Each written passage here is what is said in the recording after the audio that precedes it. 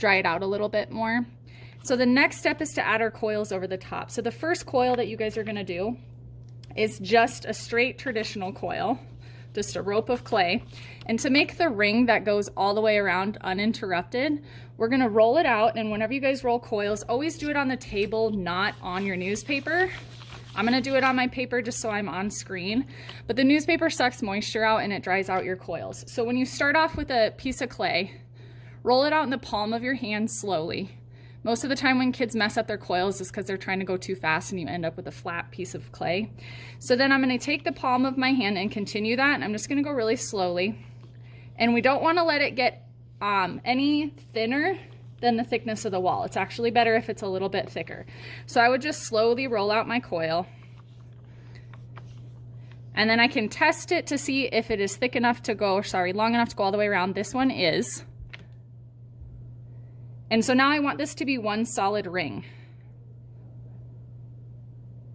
Okay, so what I'm gonna do is cut it at an angle. You can even pinch it with your fingers at an angle, and I'm gonna do the same thing here so that way we don't see that seam.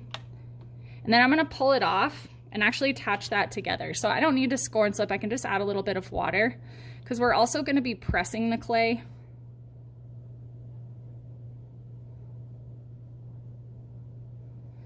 And I wanna even this out before I put it on the wall. You wanna do that with all of your coils because it's more difficult to smooth something out and make it look really nice once it's already on your cylinder.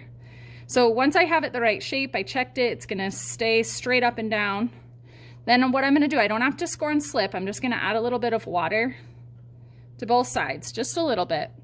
And then I'm gonna place it down, wiggle it, and then this is why we don't have to score and slip. We're gonna be taking about 1/3 of the clay and pressing it down. So we're gonna do that throughout the piece, being careful not to accidentally change the shape of my cylinder. If you can't do this with your finger, you can use a wooden tool.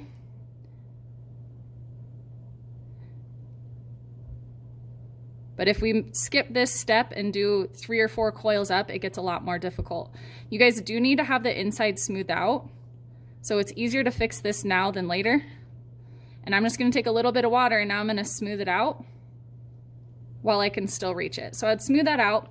And then you have to have at least 3 decorative coils. So I pre-made some coils. We talked about how to make coils when we did our feet. Anytime you guys are bending coils, just make sure that you smooth them out. And then if I'm gonna add a decorative piece to the wall, instead of adding it and then trying to smooth out the backside, I just do that first.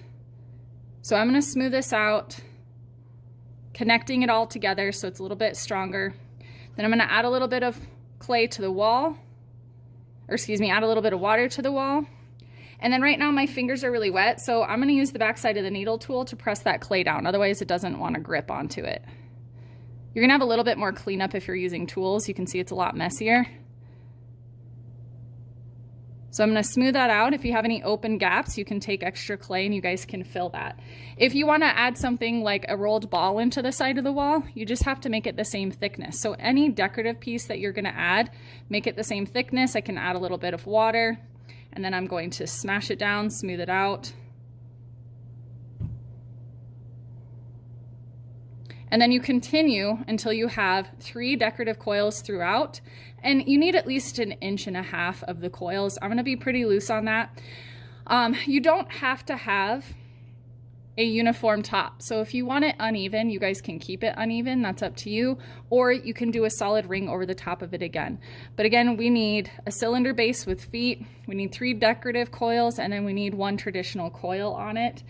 The reason why I'm having you guys learn how to do the cylinder is because if you guys are doing a final project and you have something like this, if you want to do a hydro flask where you're making the cylinder out of clay, you're actually going to use larger cylinders like this.